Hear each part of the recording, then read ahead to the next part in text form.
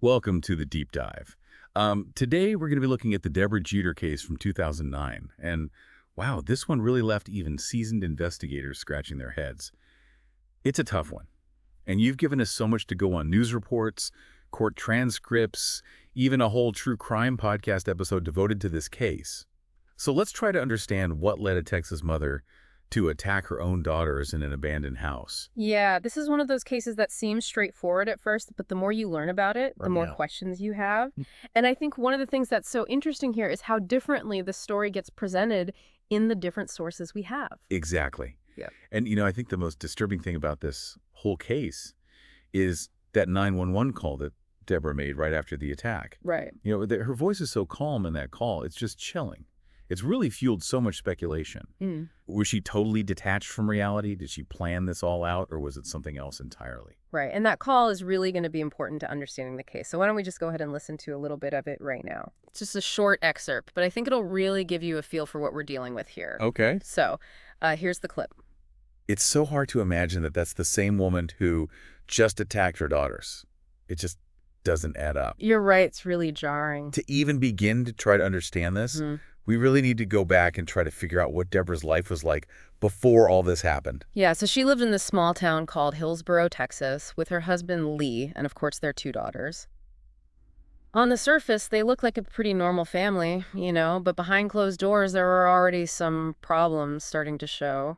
And I guess we could say it really started to fall apart back in 2004 when those accusations of abuse came out against Deborah. Right, I mean, the charges were dropped. Yeah. But you have to wonder if that was really the whole story, Were there other things going on that no one knew about? Yeah, that makes you think about how many families might be struggling in secret, right?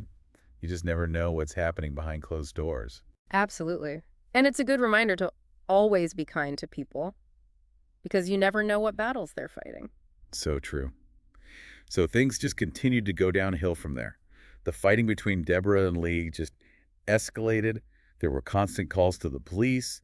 The neighbors said their house was just chaos all the time. Yeah, I mean, can you imagine what that was like for those neighbors? Oh, it's been awful. Just constant tension and worry, especially knowing that there were these two young girls in the middle of it all. It really makes you think about how much damage a toxic relationship can do, not just to the couple, but to everyone around them. That's a really good point. So tell us a little bit more about Kelsey and Kirsten, the daughters. Right. So Kelsey was the younger one. She was 12 years old at the time, and she loved reading and the Girl Scouts and theater. And Kirsten was the older sister. She was 13.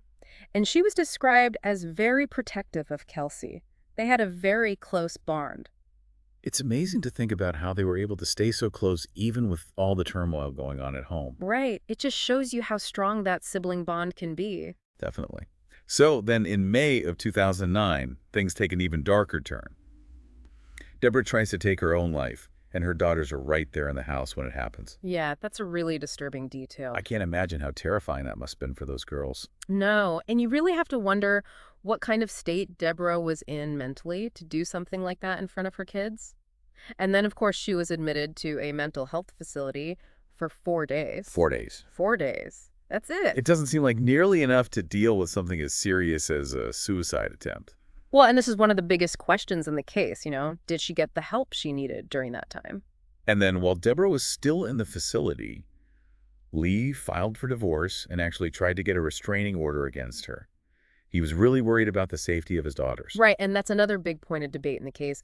Was Lee really worried about his kids, or was he just trying to get back at Deborah for the abuse allegations? Yeah, it's hard to know for sure what his motivations were, but the fact that he was concerned enough to try to get a restraining order says something. Yeah, it definitely suggests that he saw her as a potential danger to the girls. And that just makes what happened next even more difficult to understand.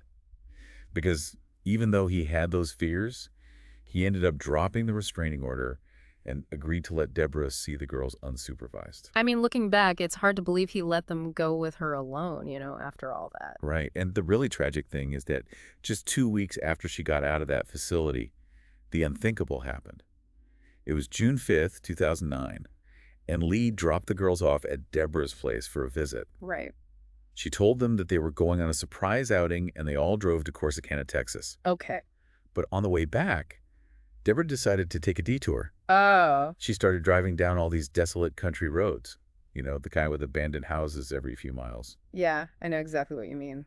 It's almost like she was planning something, right? It really does make you wonder. I mean, why would she take them to a place like that unless she had something in mind? It's a chilling detail for sure. So eventually, Deborah stops at this one particular abandoned house and tells her daughters to go inside and wait for her in the bathroom. Oh, no. And that's where she attacks them. She stabbed Kirsten multiple times and then actually slit Kelsey's throat. Oh, my God. Yeah. That's just awful. It's just heartbreaking. The fact that she did all this in this rundown, abandoned house, it just adds another layer of horror to the whole thing, you know? It's a truly disturbing image. And what makes it even harder to understand is that after she did all this, Deborah actually called 911 herself. Right. And like we were talking about before, her demeanor on that call is just so strange. Yeah, it's completely baffling. Some experts have said that her flat, unemotional tone could be a sign of dissociation. Dissociation. Yeah, it's like a psychological coping mechanism where you kind of detach from reality. It's something you see sometimes in people who've experienced severe trauma. I see. So maybe she was in shock. It's possible, but others have said that she might have been trying to manipulate the situation, like she was trying to make herself seem innocent or something. Or maybe she just didn't care. That's another possibility. And that's what makes this case so frustrating. We just don't have a clear answer. It's like a giant puzzle with some of the pieces missing. Yeah, exactly. And I think that's why it's so fascinating to people. We want to understand what makes a person do something like this. We want to believe that there's some kind of explanation. Right. We want to make sense of the senseless. Exactly. So the big question, of course, is why? What would drive a mother to do something so horrible to her own children? Right. There's got to be a reason. Well, there are a few theories out there. One is that this was a mercy killing. A mercy killing. Yeah, the idea is that Deborah was in so much pain herself, and she thought that the world was such a terrible place that she was actually doing her daughters a favor by killing them. I mean, that's a tough one to swallow. Can anyone really believe that they're doing the right thing by taking another person's life? It's hard to comprehend, but it has been used as a defense in other cases where parents have harmed their children. So did Deborah actually say anything that would support this theory? Well, actually, Lee himself initially said that he thought that might be what happened. He told the police that Deborah had been really depressed and that she had been talking about going to be with Jesus and taking the girls with her. Wow, that's really chilling. But Lee later changed his mind about that, right? He did. He started to think that it was more about revenge, that Deborah was trying to punish him for the divorce by taking away the things that he loved most, which were his daughters. So basically, he went from thinking she was trying to save them to thinking she was trying to hurt him. Exactly. And it just goes to show you how complicated these cases can be, Grief and anger can really cloud your judgment and make it hard to see things clearly. So was there any evidence to support the revenge theory? Not really. I mean, there's no way to know for sure what was going on in Deborah's mind. But there's another theory that I think a lot of people find more believable, and that's that she was suffering from a serious mental illness. Okay, so what kind of mental illness are we talking about here? Well, the court appointed a psychologist to evaluate Deborah, and he said that she showed signs of delusional thinking. Like she might have been living in a completely different reality than the rest of us. So maybe she thought that she was actually protecting her daughters from something. That's a possibility, and that's one of the things that makes mental illness so hard to understand. To someone who's in that state, their actions might seem perfectly logical, even though they're completely irrational to everyone else. It's a scary thought. If someone is that far gone, can they really be held accountable for their actions? That's a question that the courts have to grapple with all the time. And there's no easy answer.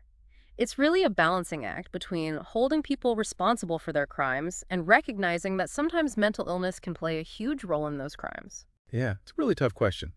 So what happened with Deborah's case? Well, even though the psychologist said she had some serious mental health issues, the court still decided she was competent to stand trial. Oh, wow. And then in 2010, she pleaded guilty to murdering Kelsey and attempting to murder Kirsten. So what kind of sentence did she get? Life in prison without the possibility of parole. Wow. So that's the end of the legal story, I guess. Yeah. But it doesn't really answer all the questions we have about her mental state, right? No, not really. I mean, we still don't know for sure if she really understood what she was doing or if she was fully in control of her actions. Yeah, it's a case that really makes you think about the limits of our justice system. How do we deal with situations like this where mental illness might be a factor? Right. It's a really complicated issue. And then, of course, there's the question of what happened to the victims in all this. What about Kirsten, who survived the attack? Oh, yeah, what happened to her? You know, it's really amazing. Kirsten has actually made a full recovery physically. That's incredible. I know. It's really a testament to her strength and resilience. And she's been really determined to not let this define her life. She's gone on to finish school and she's focused on building a future for herself. That's so inspiring to hear. It's a reminder that even after something as horrific as this, people can still find a way to heal and move forward. Absolutely. And I think it's also a good reminder that while we tend to focus on the perpetrators in these cases, we can't forget about the victims and the long-term impact that these events have on their lives. Yeah, we should really try to respect their privacy and let them heal in their own way. Exactly. So what about Lee? How did he cope with all of this? Yeah, I mean, losing a child is hard enough, but to lose her in such a violent and senseless way, it just seems unimaginable. I know, it's just awful. But Lee has shown incredible strength too. He's actually remarried and started a new family. Oh, wow. It's good to hear. Yeah, I mean, I'm sure he'll never forget Kelsey, and the pain of losing her will always be with him. But he's found a way to find some happiness again. I'm so glad to hear that. So I guess the big takeaway from all this is that domestic violence and mental illness can have devastating consequences. It's not just about the individuals involved. It's about families and entire communities. You're absolutely right. And it's also a reminder that we need to be talking more about these issues. You know, we need to be raising awareness about the signs of abuse and mental illness, and we need to make sure that people know how to get help. I completely agree. And another thing that this case really brings to light is the role of the media in these kinds of situations. The public is so fascinated by true crime, and sometimes that can lead to the exploitation of victims and their families. Oh, yeah, definitely. Like, there have been all these rumors and speculation about Kirsten online and even some fake social media accounts claiming to be her. Wow, that's awful. Yeah, it's a good reminder that we need to be careful about how we consume these stories. Yeah. You know, we need to remember that there are real people involved and we need to be respectful of their privacy. Absolutely. So where does all this leave us? We've looked at the facts, we've explored different theories, but there's still no easy answer to the question of why Deborah Jeter did what she did. That's right. I think this is a case that will stay with us for a long time. It forces us to confront some really uncomfortable truths about the human capacity for both love and violence, and about the fragility of the human mind. Yeah, and it's a reminder that even though we might want to believe that we can understand everything, sometimes there are just no easy answers. Exactly. But I think that's also what makes these kinds of discussions so important. You know, they challenge us to think critically about the world around us and to try to make sense of the things that don't make sense. And hopefully by talking about these tough issues, we can help to raise awareness and maybe even prevent similar tragedies from happening in the future. I agree. So what are your takeaways from all of this? What questions are still lingering in your mind? Let us know. Share your thoughts with us on our website or on social media. And if you enjoyed this deep dive into the Deborah Jeter case, be sure to subscribe to the Deep Dive for more insightful explorations of the complexities of the human experience. Thanks for listening.